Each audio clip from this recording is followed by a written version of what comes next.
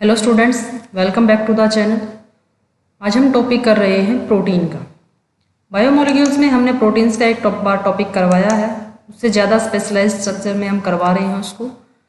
उसमें हमने कुछ स्ट्रक्चर्स कम करवाए थे, इसमें हम उससे ज़्यादा करवा रहे हैं। रिवीजन है एक पॉइंट ऑफ व्यू से और बीएससी पॉइंट ऑफ व्यू से अच्छे से है। उसमें हमने 12th पॉइंट ऑफ व्यू से करवाया था। अगर कोई नीट की प्रिपरेशन कर रहा है, नेट की कर रहा है, तो उसमें जितना प्रोटीन्स के बारे में आता है तो उस पॉइंट ऑफ व्यू से ये जो वीडियो है वो उसके लिए इम्पॉर्टेंट होगी और यूज़फुल भी होगी। तो हम स्टार्ट करते हैं प्रोटीन्स। सभी को पता है कि प्रोटीन्स हमारे बिल्डिंग ब्लॉक्स होते हैं, हमारे क्या हैं, बॉडी बिल्डर्स होते हैं। हमारी जो बॉडी को बनाने वाले कंपोनेंट्स होते हैं, that are proteins. We often see body builders and the physical trainers drinking whey proteins along with milk to build up metabolism and the strength. हमने देखा है कि बॉडी बिल्डर्स एक्स्ट्रा क्या करते हैं, प्रोटीन्स लेते हैं, जिसको हम क्या बोलते हैं, वे प्रोटीन्स। और वो किस लिए काम आते हैं, उनका मेटाबॉलिज्म इंक्रीज करने के लिए और उसको स्ट्रेंथ प्रोवाइड करने के लिए, उनकी बॉडी को बिल्ड करने के लिए, उसके अंदर मैक्सिमम मसल्स को प्रोटेक्ट करने के लिए, मसल्स की जो ग्रोथ है उसको और भी ज़्यादा बढ़ाने के लिए क्या है, प्रोटीन्स का फंक्शन होता है। When it comes to our body, जब ये हमारी बॉडी के अंदर आते हैं, our hairs and nails are mostly made up of the proteins। तो ये सब चीज़ें हमारे प्रोटीन से बनी हुई होती हैं, तो उनकी ग्रोथ क्या है, ज़्यादा होने स्टार्ट हो जाती है। Basically proteins are the fundamental building blocks of our body. तो मेनली क्या है, ये हमारे बॉडी की बिल्डिंग ब्लॉक्स हैं। They are large and the complex macromolecules और biomolecules which perform a major role in the functioning and the regulating of our body cells, tissues and other organs in the human body. हमारी body के अंदर बहुत सारे biomolecules होते हैं, उनमें से प्रोटीन्स जो होते हैं उनका फंक्शन क्या होता है, हमारी बॉडी को बनाना, सेल्स को, टिश्यूज को, ऑर्गन्स को, इन सब को फॉर्मेशन करना, इनके फंक्शंस को रेगुलेट करना, ये सब क्या है, प्रोटीन का फंक्शन होता है। They are also used in the providing strength to our body in producing hormone, enzyme and other metabolic chemicals. ये हमारी बॉडी को प्रोवाइड करते हैं हॉर्मोन्स की फॉर्म में। जो प्रोटीन्स होते हैं वो हॉर्मोन्स की फॉर्म में भी आ सकते हैं, वो एंजाइम की फॉर्म्स में भी आ सकते हैं, और भी मेटाबॉलिक केमिकल्स की फॉर्म में भी आ सकते हैं, जिससे हमारी बॉडी के फंक्शंस रेगुलेट होते हैं। They are also involve in the functioning and regulating of our body cells, tissues and the organs. ये हमारी बॉडी सेल्स को के फंक्शंस को रेगुलेट करने का फंक्शन करते हैं, यह मैंने आपको बता दिया। प्रोटीन्स किससे मिलकर बनते हैं। अब हम बात करें कि प्रोटीन्स होता है, तो प्रोटीन्स किससे मिलकर बनते हैं। Proteins are composed of the amino acids arranged into different groups. Different types के अमीनो एसिड्स होते हैं, उनसे मिलकर क्या है, प्रोटीन्स की फॉर्मेशन होते हैं। और प्रोटीन्स डिफरेंट क्यों होते हैं, क्योंकि उनके पास डिफरेंट ग्रुप्स होते हैं, इसलिए क्या अमीनो एसिड्स डिफरेंट टाइप्स के होते हैं। These fundamental amino acid sequences are specific and its arrangement are occupied by the DNA। जो अरेंजमेंट होता है कि प्रोटीन्स की जो फॉर्मेशन कैसे होगी, वो सारी सीक्वेंसेस किसके पास हैं, डीएनए के पास। वो अरेंजमेंट को क्या करता है, कंट्रोल करता है कि डीएनए इंफॉर्मेशन देगा कि प्रोटीन्स की फॉर्मेशन कैसे होगी, प्रोटीन्स में अमीनो एसिड की सीक्वेंसेस क्या होंगी।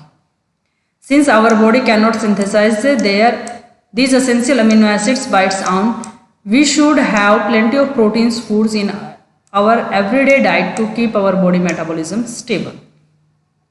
तो हमारी बॉडी सभी प्रोटीन्स को बना लेती है, अमीनो एसिड्स को बना लेती है, सिर्फ जो एसेंशियल अमीनो एसिड्स होते हैं उनको नहीं बना पाती, वो हमें अपनी डाइट्स में लेने होते हैं। एसेंशियल अमीनो एसिड्स वो वही अमीनो एसिड्स होते हैं जिनको बॉडी फॉर्म नहीं करती है, उन्हें हमें अपनी डाइट में लेना ही पड़ता है। अगर नहीं लेंगे तो हमें उसकी स्कैरसिटी की वजह से, उसकी डेफिशिएंसी की वजह से कोई ना कोई डिजीज होना स्टार्ट हो जाती है। तो हम बात करते हैं कि प्रोटीन्स कैसे स्ट्रक्चर बनती है। Protein structure is defined as a polymer of amino acids joined by the peptide bond.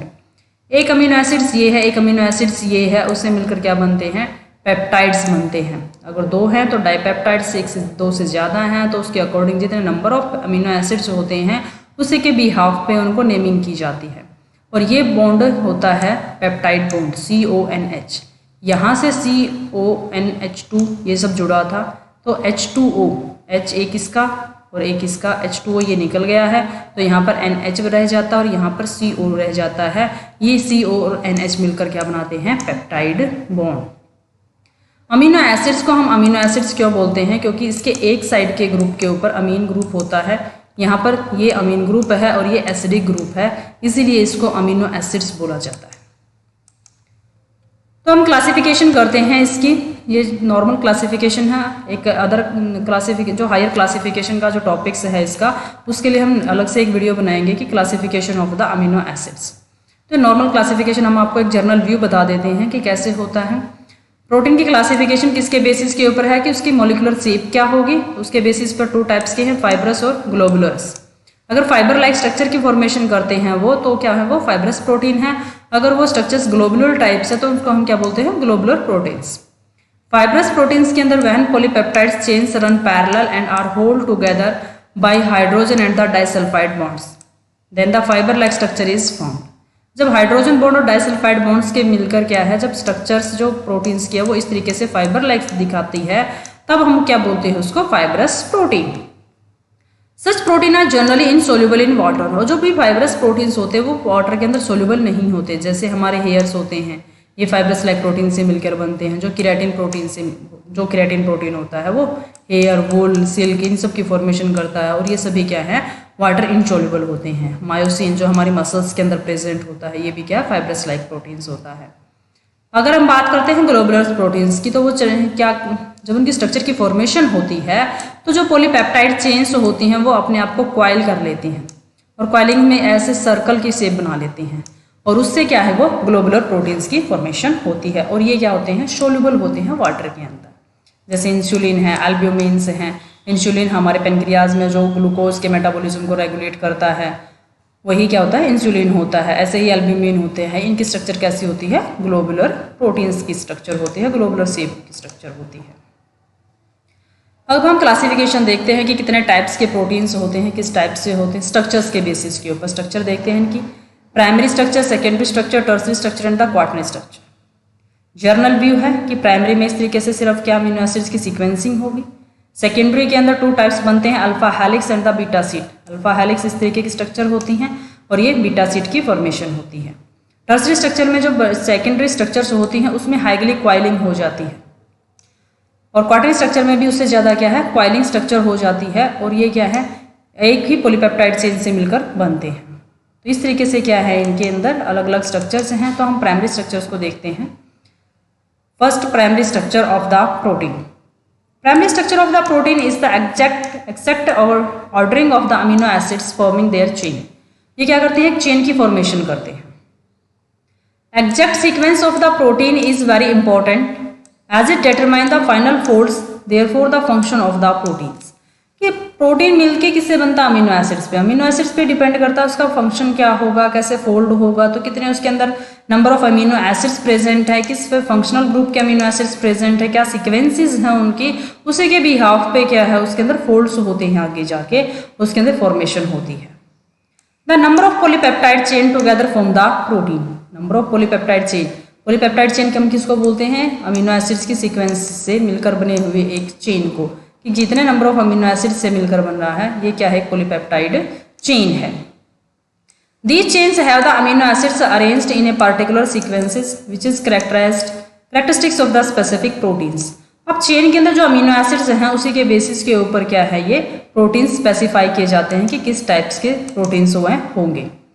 Any change in the sequence changes the entire protein. अगर सीक्वेंस में कोई भी सिंगल चेंज भी अगर हो जाता है तो वो पूरे के पूरे प्रोटीन की फंक्शंस को, स्ट्रक्चर्स को डिस्टर्ब कर सकता है, चेंज कर देता है।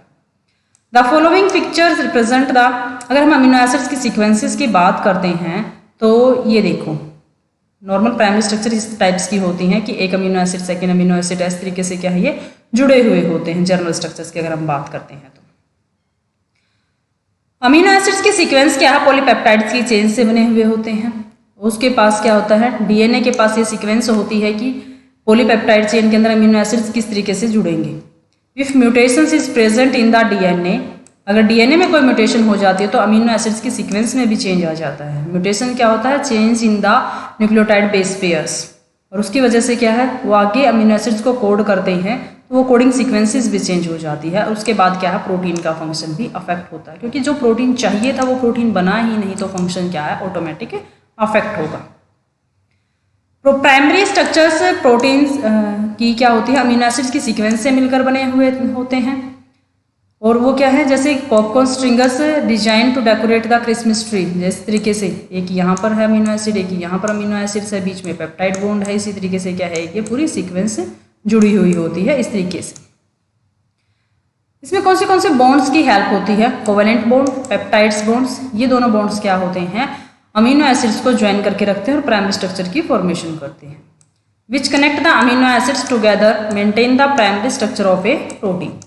तो प्राइमरी स्ट्रक्चर में कौन से बॉन्डिंग फॉर्मेशन में हेल्प करते हैं, covalent bonds and the peptide bonds. तो हम नोटिस करते हैं position of each amino acids numbered at the right side of the figure. कैसे लिखा जाता है, N2C, जो भी अमीनो एसिड्स इस तरीके से लिखा जाता है N2C, कि यहाँ पर एक अमीनो एसिड जो फर्स्ट अमीनो एसिड्स है उसका अमीनो ग्रुप फ्री होगा, और इस तरीके से इस सीक्वेंस में लिखा जाता है लेफ्ट टू राइट। और यहाँ पर क्या है, जो लास्ट होगा उसका कार्बोक्सिल ग्रुप है जो वो फ्री होगा, इसीलिए हम इसको N2C सीक्वेंस में बोलते हैं। अमीनो एसिड्स की राइटिंग सीक्वेंसेस क्या होती हैं, N2C सीक्वेंसेस। क्यों होती है, क्योंकि इसका फर्स्ट ग्रुप जो अमीनो एसिड होता है उसका अमीनो ग्रुप फ्री होता है, और जो लास्ट अमीनो एसिड्स होता है उसका कार्बोक्सिल ग्रुप फ्री होता है, इसलिए। तो पॉलीपेप्टाइड चेन का राइटिंग सीक्वेंसेस यही होता है, और ये स्टैंडर्ड सीक्वेंसेस है, ऐसे ही लिखा जाता है, कहीं चेंज नहीं होता है। All documented genetic orders such as the cystic fibrosis, sickle cell anemia, albinisms, etc. are caused by the mutations resulting in alteration in the primary protein structure, which in turn lead to the alterations in the secondary, tertiary, probably quaternary structures. Mutations क्या होता है, mutations के अंदर जो DNA के अंदर nucleotide base pair की sequences होती है उसमें चेंज आ जाता है, that is called the mutation. जब वहां पर म्यूटेशन होता है तो अमीनो एसिड की सीक्वेंस चेंज हो जाती है, अमीनो एसिड की सीक्वेंस चेंज होती है तो प्राइमरी स्ट्रक्चर जो होती हैं उसके अंदर प्रोटीन्स की उसमें चेंज हो जाता है, अल्टरेशंस आर द चेंजेज। और उसके बाद उसके जो सेकेंडरी, अगर वो फोल्ड होकर सेकेंडरी, टर्सरी और क्वार्टरनरी स्ट्रक्चर की फॉर्मेशन करता है तो उसमें सब में भी क्या है, चेंजिंग आते हैं, और उसकी वजह से क्या है, एक पर्टिकुलर डिजीज भी हो सकती है, जैसे सिस्टिक फाइब्रोसिस होता है, सिकल सेल एनीमिया होता है, एल्बिनिज्म होता है। इनके अंदर क्या होता है, प्रोटीन्स की जो सीक्वेंसेज होती है नॉर्मल, उसमें में म्यूटेशंस होने की वजह से क्या है, चेंज हो जाता है, और उस चेंज की वजह से ये डिजीज होती है। Amino acids are generally organic molecules consisting of a chiral carbon with 4 substituents. Chiral carbon कौन से कार्बन होता है, वो कार्बन होता है जिसके ऊपर चारों के चारों फंक्शनल ग्रुप्स जो होते हैं वो डिफरेंट होते हैं। जैसे यहाँ पर H हो गया, यहाँ पर OH हो गया है, यहाँ पर COOH हो गया है, और यहाँ पर क्या है, NH2 आता है। तो ये क्या है, कायरल कार्बन है, क्योंकि इसके पास कायरल कार्बन के पास चारों फंक्शनल ग्रुप क्या हैं, डिफरेंट है। तो यही कहा है कि अमीनो एसिड्स क्या है, एक स्मॉल ऑर्गेनिक मॉलिक्यूल्स है जिसके अंदर कायरल कार्बन प्रेजेंट होता है। Of those only the fourth the side chain is different among the amino acids. ये तो COH और NH2 तो सभी में सेम होता है, फंक्शनल ग्रुप जो ये साइड चेन जो बच जाती है हाइड्रोकार्बन की साइड चेन्स, वो उसके ऊपर डिपेंड करता है कि किस टाइप का वो अमीनो एसिड्स होगा। तो प्राइमरी स्ट्रक्चर में इस टाइप्स के होते हैं। और हम प्राइमरी स्ट्रक्चर में एग्जाम्पल देखते हैं इंसुलिन का। इंसुलिन का के पास क्या होता है, प्राइमरी स्ट्रक्चर होता है। तो ह्यूमन बीइंग के अंदर इंसुलिन होता है, तो हम उसकी स्ट्रक्चर देखते हैं क्या होता है उसके अंदर। ह्यूमन इंसुलिन जो होता है 2 प्रोटीन चेन्स होती हैं, टोटल उसके अंदर 51 अमीनो एसिड्स होते हैं। वो दोनों की दोनों चेन्स कैसे कनेक्ट होती हैं, connected by the 2 disulphide bonds. उन चेन के बीच में 2 डाइसल्फाइड बॉन्ड्स होते हैं। Insulin is classified as a hormone and is needed for the proper utilization of the glucose. Insulin एक हार्मोन होता है जो प्रोटीनस नेचर का होता है, और इसका फंक्शन क्या होता है कि ग्लूकोज का जो मेटाबॉलिज्म है, कि ग्लूकोज का जो लेवल है, मेनली कि लेवल जो होता है ग्लूकोज का, उसको चेकआउट करता है, प्रॉपर उसका यूटिलाइजेशन से शो करता है कि कैसे होता है ग्लूकोज का यूटिलाइजेशन, कैसे होगा बॉडी के अंदर। जो डायबिटिक पेशेंट्स होते हैं जिनको शुगर की प्रॉब्लम्स होती है, must take insulin injections to make a health. क्यों, उसकी वजह से क्या होता है, जो इंसुलिन होता है वो उस ग्लूकोज को लेवल को या ग्लूकोज के मेटाबॉलिज्म को, ग्लूकोज के प्रॉपर यूटिलाइजेशन को चेक करता है।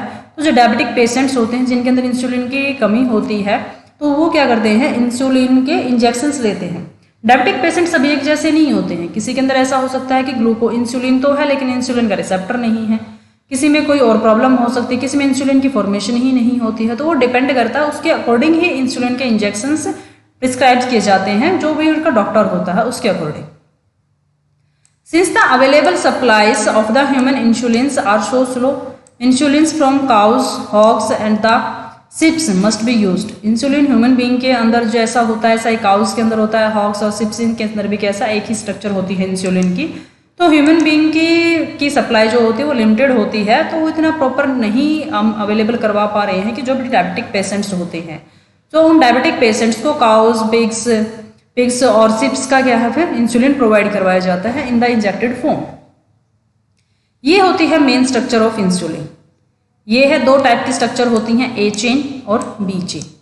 ए चेन के अंदर क्या होते हैं, ये देखो, एक चेन के अंदर 21 अमीनो एसिड्स होते हैं और एक चेन के अंदर 30 अमीनो एसिड्स होते हैं। एक चेन है ना जो, उसके अंदर तो 21 है और बी के अंदर क्या है 30 अमीनो एसिड्स हैं। 30 अमीनो, इसके अंदर क्या होता है फिर, जो ए चेन होती है ये सिस्टीन जहाँ पर होता है, सिस्टीन जहाँ पर होता है वहाँ पर डाइसल्फाइड बॉन्ड की फॉर्मेशन होती है। अगर एक ही चेन के हैं, ये देखो यहाँ पर NH2 फ्री है इसका, यहाँ पर COH फ्री है, तो ये N2C की फॉर्मेशन करता है। सॉरी, ये ए चेन यहाँ पर है, यहाँ पर खत्म होती है तो इसका COH ये ग्रुप फ्री होता है। तो ये क्या करते हैं, इस तरीके की सीक्वेंस होती है N2C। तो इसमें देखो सिस्टीन इसका कहाँ किस पोजीशन पे, 1 2 3 4 5 6 पोजीशन पे यहाँ सिस्टीन है और ये सिस्टीन यहाँ पर प्रेजेंट है। तो इनके बीच में, एक ही चेन के बीच में क्या हुआ, ये डाइसल्फाइड बॉन्ड की फॉर्मेशन हुई। तो हम एक चेन की अंदर जब फॉर्मेशन होती है तो उसको बोलते हैं हम इंट्रा चेन, एक ही चेन के अंदर है। और जब हम दो चेन्स के बीच में, डिफरेंट चेन, ये देखो ये बी चेन है यहाँ पर, इसके अंदर यहाँ सिस्टीन है, ए चेन का यहाँ सिस्टीन है, इनके बीच में जब डाइसल्फाइड बॉन्ड की फॉर्मेशन होती है तब हम बोलते हैं इंटरचेन। ये देखो लिखा हुआ ना, इंटरचेन डाइसल्फाइड बॉन्ड और intra chain disulphide. Intra with in the one chain और इंटर बिटवीन टू चेन्स। तो ये क्या है, इसके अंदर डाइसल्फाइड बॉन्ड्स और क्या पेप्टाइड बॉन्ड्स, कोवेलेंट बॉन्ड्स के अंदर आता है डाइसल्फाइड बॉन्ड्स। तो ये बॉन्ड्स क्या हैं इसमें, इसकी प्राइमरी स्ट्रक्चर की फॉर्मेशन करवाने में हेल्प करते हैं। तो मेनली क्या है इसकी ये स्ट्रक्चर है कि इसके अंदर क्या है, ए टाइप दो चेन होती हैं, ए एंड बी चेन। ए के अंदर 21 अमीनो एसिड्स होते हैं, बी के अंदर 30 अमीनो एसिड्स होते हैं। ए के अंदर डाइसल्फाइड बॉन्ड की फॉर्मेशन होती है, पोजीशन आप काउंट कर सकते हो, this one is the 6th position, 7 8 9 10 11, 9 और 11, 6 और 11 के बीच में डाइसल्फाइड बॉन्ड है। सिस्टीन इसका और इसके बीच में डाइसल्फाइड बॉन्ड है।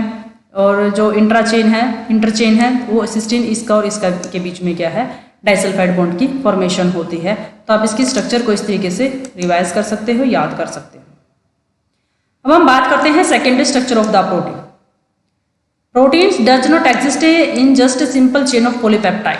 हमेशा क्या है, प्रोटीन एक सिंपल जो पॉलीपेप्टाइड की चेन बन के इसी तरीके से नहीं प्रेजेंट होता, उसके अंदर फोल्ड होना स्टार्ट होते हैं, क्योंकि बाहर के एनवायरनमेंट में उसको इंटरेक्ट करना है। बाहर भी क्या है, फंक्शनल ग्रुप प्रेजेंट होते हैं, तो वो आपस में केमिकल रिएक्शंस करेंगे, तो उसकी जो फंक्शनल आइडेंटिटी है वो क्या है फिर डिस्टर्ब होती है। तो इसलिए क्या करता है, वो फोल्ड करता है। These polypeptide chains usually fold due to the interactions between the amino and the carboxyl group of the peptide link. तो पॉलीपेप्टाइड चेन के बीच में जो अमीनो ग्रुप्स और कार्बोक्सिल ग्रुप्स प्रेजेंट होते हैं, उनके बीच में क्या पेप्टाइड बॉन्ड की फॉर्मेशन होती है, ये हम आपको बता चुके हैं। The structures refer to the shape in which the long polypeptide chain can exist. तो जो स्ट्रक्चर्स के अकॉर्डिंग होते हैं उसमें पॉलीपेप्टाइड चेन्स जो होती हैं वो लॉन्ग पॉलीपेप्टाइड चेन्स भी एग्जिस्ट कर सकती हैं, लेकिन उसके बाद क्या उसके अंदर फोल्डिंग होना स्टार्ट होती है। तो सेकेंडरी स्ट्रक्चर में क्या होता है, जो सिंपल पॉलीपेप्टाइड चेन हैं वो क्या करती हैं, अप टू टाइप्स की स्ट्रक्चर गेन कर लेती हैं। First one is the alpha, second one is the beta pleated sheet. तो दो तरह की क्या है सेकेंडरी स्ट्रक्चर होती हैं, alpha helix and the beta pleated sheet. This structure arise due to the regular folds of the backbone of the polypeptide chain due to the hydrogen bond between the CO group and the NH group of the peptide bond. तो इनके बीच में bondings किसकी वजह से होती है, जो CO group होता है और NH ग्रुप जो होता है पेप्टाइड बॉन्ड के फॉर्मेशन के बाद उनके बीच में जो बॉन्डिंग्स बनती है, ये तो बैकबोन बनाने का काम करते हैं, और इनके बीच में बॉन्डिंग्स होने के बाद, हाइड्रोजन बॉन्डिंग्स होने के बाद उसके अंदर फोल्डिंग होना स्टार्ट होती है, और वही फोल्डिंग्स क्या करते हैं, सेकेंडरी स्ट्रक्चर्स की फॉर्मेशन करते हैं। सेगमेंट्स ऑफ प्रोटीन्स चेन में acquire their own local folds which is much simpler and usually takes the shape of the spiral, an extended shape or a loop। तो वो किसकी फॉर्म ले सकते हैं, तो स्पाइरल की फॉर्म ले सकते हैं इस तरीके से, ये होते हैं स्पाइरली फॉर्म, या सीट की फॉर्मेशन करते हैं इस तरीके से। तो ये क्या होती हैं, सेकेंडरी स्ट्रक्चर्स होती हैं। Local folds are termed as the secondary elements and form the protein secondary structures. तो इन लोकल फोल्ड्स को क्या हम बोलते हैं? Secondary structure of the proteins. तो मेनली हम बात करते हैं सेकेंडरी स्ट्रक्चर के अंदर कि बॉन्ड्स कौन से यूज होते हैं। पहले वाले में हमने बताया कि कोवेलेंट बॉन्ड और हाइड्रोजन बॉन्ड था प्राइमरी स्ट्रक्चर के अंदर। सेकेंडरी स्ट्रक्चर के अंदर हाइड्रोजन बॉन्ड होगा, हाइड्रोफोबिक इंट्रैक्शंस होंगे, आयनिक इंट्रैक्शंस होंगे, डाइसल्फाइड बॉन्ड्स होंगे। ये सभी चारों के चारों टाइप्स के बॉन्ड मिलकर क्या करते हैं? सेकेंडरी स्ट्रक्चर की फॉर्मेशन करते हैं। और नियरली क्या है? सेकेंडरी, टर्सरी और क्वार्टरनरी स्ट्रक्चर में यही 4 टाइप्स के बॉन्ड्स क्या हैं? उसको स्ट्रक्चर को चेंज करते रहते हैं। हाइड्रोजन बॉन्ड, हाइड्रोफोबिक इंट्रैक्शंस या फिर wonder wall of interactions, ionic interactions और डाइसल्फाइड बॉन्ड फॉर्मेशंस। ये ही 4 टाइप्स के बॉन्ड क्या करते हैं? सेकेंडरी स्ट्रक्चर बनाने में हेल्प करते हैं। तो सेकेंडरी स्ट्रक्चर में हम पहले देखते हैं अल्फा हेलिक्स और बीटा प्लेटेड शीट। 2 टाइप्स होते हैं, तो पहले हम पढ़ेंगे alpha helix. Alpha helix is one of the most common ways in which the polypeptide chain forms all possible hydrogen bonds by twisting into the right handed screw with NH group of each amino acids residue hydrogen bond to the CO of the adjacent turn of the helix। तो इसमें क्या करती है कि bond की formation होती हैं, right handed जो फॉर्मेशन होती हैं इस तरीके से ये अपने आप को क्या करता है? मूव करवाता है। तो CONH की क्या है? इसमें बॉन्डिंग्स हैं और साइड में क्या है? हाइड्रोजन के रेजिड्यू साइड्स में निकल आते हैं। Beta pleated sheets. In this arrangement, polypeptide chains are stretched out beside one another and then bonded by the intermolecular hydrogen bond। अब बीटा प्लेटेड शीट में उसके साथ साथ क्या आ जाते हैं? इंटरमोलिकुलर जो चेनिंग सिस्टम है, दूसरे का जो एक मोलिक्यूल और दूसरे मोलिक्यूल के बीच में जो हाइड्रोजन बॉन्ड की फॉर्मेशन है उसके साथ साथ क्या करते हैं? ये बीटा प्लेटेड शीट की फॉर्मेशन करते हैं। In these structures, all polypeptide chains are stretched out nearly maximum extensions and then laid side by side which is held together by intermolecular hydrogen bonds। तो इनके साथ में इसको हम क्या बोलते हैं? intermolecular hydrogen bonds। The structure resembles the plated folds of Drayssaie and therefore is the beta plated sheet formations। तो उसके साथ क्या करते हैं? हाइड्रोजन बॉन्ड्स के साथ और इंटरमोलिकुलर हाइड्रोजन बॉन्ड्स के साथ मिलकर बीटा प्लेटेड शीट की फॉर्मेशन होती है। अब हम देखते हैं अल्फा हेलिक्स की फॉर्मेशन। ये देखो राइट हैंडेड डायरेक्शन है ना इसकी, इस तरीके से ये अल्फा हेलिक्स हैं। राइट हैंडेड डायरेक्शंस के अंदर क्या है? इसके मॉलिक्यूल्स की फॉर्मेशन होती है। अब हम इसमें देखते हैं कि राइज पर रेजिड्यू पर टर्न, यहाँ से लेकर और यहाँ तक पूरे एक टर्न के अंदर कितने रेजिड्यू आते हैं? 3.6 कॉमन हम बात करते हैं तो 3.6 रेजिड्यू एक टर्न के अंदर आते हैं। एंड राइज पर रेजिड्यू, एक रेजिड्यू और इसके बीच का कितना टर्न है? ये राइज पर रेजिड्यू एक अमीनो एसिड्स और दूसरे अमीनो एसिड्स इस अमीनो एसिड्स और इस अमीनो एसिड्स के बीच का कितना है? दिस इज द राइज पर residue, that is the 1.5 angstrom. यहाँ पर लिखा हुआ 0.15 नैनोमीटर। ये डिफरेंट होता है। एंगस्ट्रॉम में 10⁻⁻10 होती है और नैनोमीटर में 10⁻⁹ होती है। तो उसमें दोनों की यूनिट्स चेंज हैं, उसके अकॉर्डिंग होता है। अब हम बात करते हैं फिर राइज पर टर्न। अब हमने देखा कि रेजिड्यू उसमें 3.6 हैं, एक रेजिड्यू और दूसरे रेजिड्यू के बीच में 1.5 का डिस्टेंस है। तो राइज पर टर्न की पूरा एक टर्न का कितना होगा फिर? तो उसको उसके साथ क्या है? मल्टीप्लाई कर देते हैं तो वो निकल कर आता है 5.4 एंगस्ट्रॉम। आप इसको एंगस्ट्रॉम में याद रखिए, यही एक यूनिट्स में सबसे ज़्यादा पूछा जाता है। तो ये इस तरीके से क्या है इसके अंदर अल्फा हेलिक्स के अंदर ये छोटी छोटी सी टर्मिनोलॉजी, ये छोटे छोटे से टॉपिक्स होते हैं जो MCQs में पूछे जाते हैं, नीट और नेट दोनों में पूछे जाते हैं कि राइज पर रेजिड्यू कितना होता है, रेजिड्यू पर टर्न कितना होता है, राइज पर टर्न कितना होता है, जिसको पिच भी बोला जाता है। तो ये सारे क्या होते हैं इसमें प्रेजेंट होते हैं। अब हम देखते हैं amino hydrogen bonds with carboxyl oxygen located 4 angstroms away from 13 atom loops. एक हाइड्रोजन बॉन्ड्स के अंदर एक अमीनो की बॉन्ड की फॉर्मेशंस, अगर एक लूप की फॉर्मेशन हो रही है, यहाँ पर एक हाइड्रोजन बॉन्ड अमीनो ग्रुप्स है, दूसरी तरफ एक कार्बोक्सिल ग्रुप है, तो इनके बीच में कितने एटम्स आते हैं? मॉलिक्यूल की बात नहीं, यहाँ पर एटम्स की बात हो रही है। तो उसमें कितने आते हैं? 13 एटम्स आते हैं एक लूप के अंदर। बात समझ में आई आपको कि यहाँ एक बॉन्ड की फॉर्मेशन हुई है उस टर्न के अंदर अगर हम यहाँ से लेकर और दोबारा यहीं पर जाकर यहाँ की बात करते हैं तो हमारे यहाँ से यहाँ तक के 13 एटम्स वहाँ पर होते हैं। NH CH इन सबको काउंट करते हैं तो हम इनको C जैसे CH 1 2 H क्या होगा 2 हो गया, NH 2 हो गए, 4 हो गए, इस तरीके से 13 एटम्स क्या है एक लूप के अंदर आते हैं। तो ये सारा क्या है अल्फा हेलिक्स के बारे में। तो हम डिफरेंसेस देख लेते हैं अल्फा और बीटा प्लेटेड शीट का। पहले बीटा प्लेटेड शीट देखते हैं।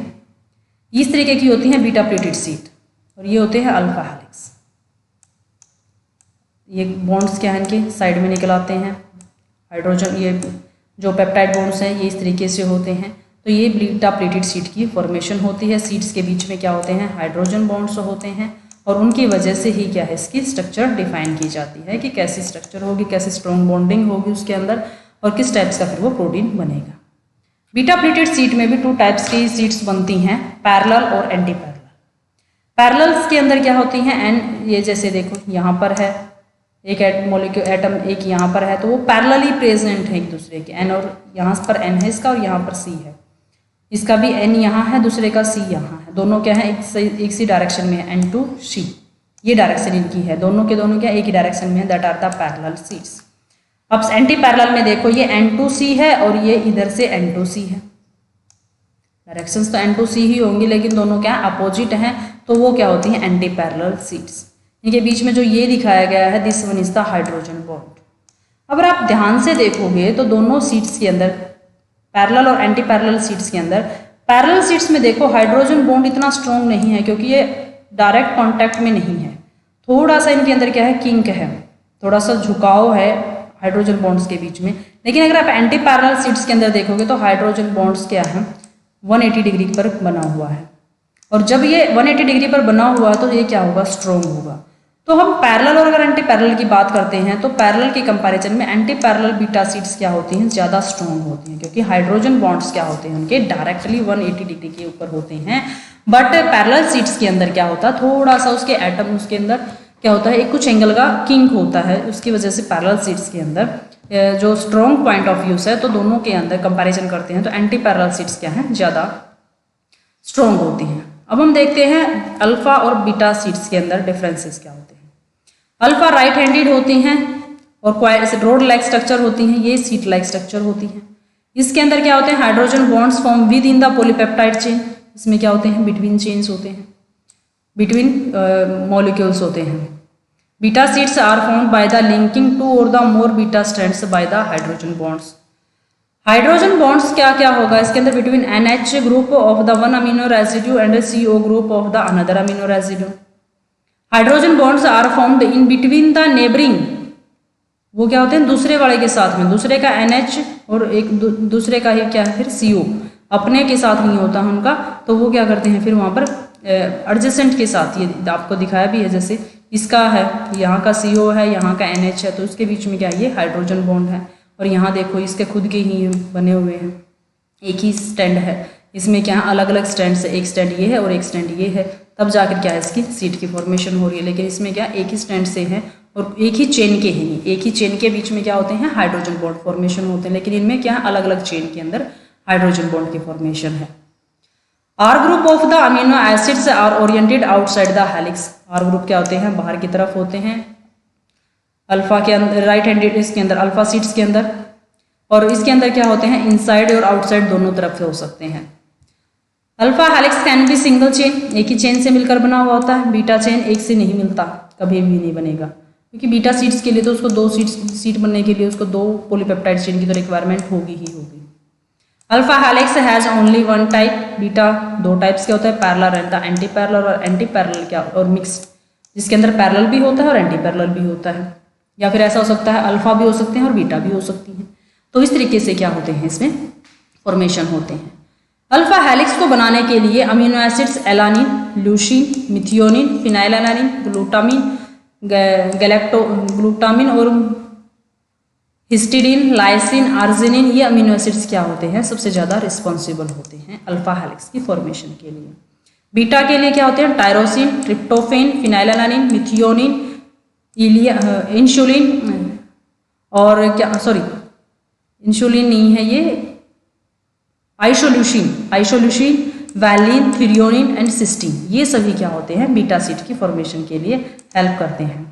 तो जो नीट के क्वेश्चंस पूछे जाते हैं उसमें इसी तरीके का क्वेश्चन पूछा जाएगा कि अल्फा हेलिक्स की फॉर्मेशन करवाने में कौन सा अमीनो एसिड रिस्पॉन्सिबल नहीं है। अगर चार में से एक क्या होगा, उसमें नहीं होगा, या फिर ऐसा होगा कि उसने 3 अलग दे दिए और एक इनमें से दे दिया और पूछा कि कौन सा रिस्पॉन्सिबल है। तो दोनों टाइप्स के क्वेश्चंस आपको इसी अकॉर्डिंग आपको याद करने हैं कि किस तरीके से वो पूछते हैं। तो ये आपको स्ट्रक्चर्स दिखा दिए गए थे, पैरेलल एंटी पैरेलल। अब हम बात करते हैं tertiary structure of the proteins. Tertiary structures के अंदर क्या होता है, this structures arise from the further folding of the secondary structure of the protein. अब सेकेंडरी स्ट्रक्चर और भी ज्यादा फोल्ड कर दी है, वही बॉन्डिंग है, hydrogen electrostatic disulphide van der Waals forces जो होते हैं वही उसको अट्रैक्ट करते हैं। टर्सरी स्ट्रक्चर प्रोटीन्स की रिस्पॉन्सिबल ओवरफोल्डिंग की वजह से होता है, पॉलीपेप्टाइड चेन ओवरफोल्ड कर दी जाती है। सेकेंडरी स्ट्रक्चर जो होती है, पॉलीपेप्टाइड चेन जो होती है वो फोल्ड करके क्या है, टर्सरी स्ट्रक्चर की फॉर्मेशन होती है। It give rise to the 2 major molecular shape, fibrous और ग्लोबुलर शेप की हो सकती हैं। बॉन्डिंग फॉर्मेशन वही होती है सभी के अंदर, टर्सरी, सेकेंडरी, टर्सरी और क्वाटरनरी के अंदर सेम होती है।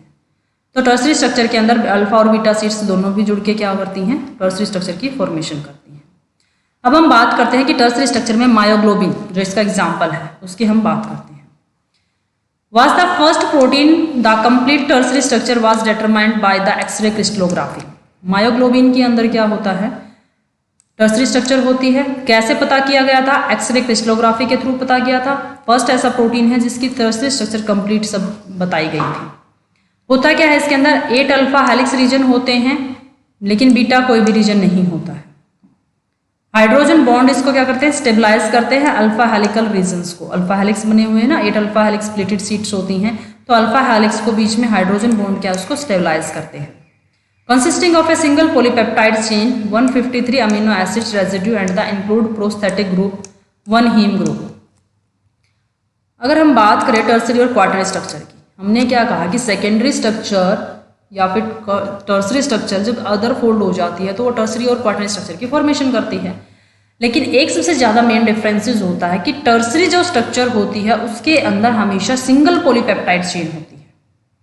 जो क्वाटरनरी स्ट्रक्चर होती है उसके अंदर सिंगल पॉलीपेप्टाइड चेन नहीं होती है, उसमें मोर देन 1 पॉलीपेप्टाइड चेन होती है। This is the main difference between the second tertiary and the quaternary structure. क्योंकि सेम होते हैं हीमोग्लोबिन और मायोग्लोबिन, दोनों का फंक्शन नियरली सेम होता है, स्ट्रक्चर थोड़ी डिफरेंट होती है। ये टर्सरी स्ट्रक्चर शो करता है, वो क्वाटरनरी स्ट्रक्चर शो करता है। बॉन्ड सेम होते हैं लेकिन ये किससे मिलकर बना होता है, ये सिंगल पॉलीपेप्टाइड चेन से मिलकर बना हुआ है और वो single polypeptide chain 153 amino acid residues की बनी हुई होती है। उसमें जो प्रोस्थेटिक ग्रुप है that are also haem. Haemoglobin में भी क्या होता है, ग्लोबिन की जो चेन होती है उसके अंदर प्रोस्थेटिक ग्रुप क्या होता है, हीम होता है। फंक्शन क्या होता है इसका, store oxygen as reservoir against oxygen deprivation. Myoglobin का फंक्शन होता है ऑक्सीजन को स्टोर करना, लेकिन हीमोग्लोबिन का फंक्शन होता है ऑक्सीजन को सप्लाई करना।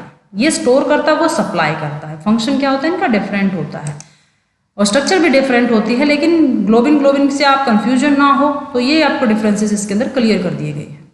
इसमें भी हीम ग्रुप होता है, वो प्रोस्थेटिक ग्रुप की तरह काम करता है। वो ऑक्सीजन को, इसको ऑक्सीजन का स्कैवेंजर भी बोला जाता है। ऑक्सीजन को स्कैवेंजर करने का काम करता है, स्टोर करने का काम करता है। That are myoglobin. Single polypeptide chain कितने अमीनो एसिड्स की, 153 अमीनो एसिड्स की। इनमें आपको ये अमीनो एसिड्स की सीक्वेंसेस भी याद करनी पड़ती हैं नेट और नेट के अंदर, क्योंकि वो क्वेश्चंस जब स्टेटमेंट्स में पूछता है तो वहीं पर उसको नंबर को गड़बड़ कर सकता है और उससे आप सोचोगे कि ये अगर उसने 135 या 153 को इस तरीके से मॉडिफाई करके रख दिया तो आपको एग्जैक्ट नहीं पता था। अगर आपने 135 को सेलेक्ट किया और आप खुश होकर आए हो तो आपके लिए क्या करेगा, फिर नेगेटिव का काम करेगा। अब हम बात करते हैं क्वाटरनरी स्ट्रक्चर की। क्वाटरनरी स्ट्रक्चर में भी क्या होता है, जो टर्सरी स्ट्रक्चर से होते हैं वो उसका अरेंजमेंट और भी ज़्यादा क्या स्पेशलाइज कर दिया जाता है और भी ज़्यादा क्या उसको फोल्ड कर दिया जाता है। इसमें अब ये देखो कि ये प्रोटीन्स किससे बनकर बनता है, 2 और मोर पॉलीपेप्टाइड चेन्स। क्वाटरनरी जो स्ट्रक्चर होती है प्रोटीन्स की उसमें 2 और मोर पॉलीपेप्टाइड चेन्स आपस में जुड़ती हैं, तब जाकर क्या है वो क्वाटरनरी स्ट्रक्चर की फॉर्मेशन करता है। तो एग्जैक्टली इसमें क्या बनते हैं, डोमेन्स बनते हैं। 3 डायमेंशन फोल्ड्स के बाद उसके अंदर क्या बनते हैं, डोमेन्स बनते हैं। डोमेन्स क्या होते हैं कि जो फंक्शनल ग्रुप्स होते हैं वो फंक्शनल ग्रुप बाहर की तरफ आ जाते हैं। एक्टिव फंक्शनल ग्रुप्स इकट्ठा हो जाते हैं। पॉलीपेप्टाइड चेन्स इस तरीके से अपने आप को फोल्ड करते हैं कि जो फंक्शनल ग्रुप्स हैं वो बाहर की तरफ शो करते हैं। तो वो क्या होते हैं, फिर उनको हम नाम देते हैं डोमेन्स का।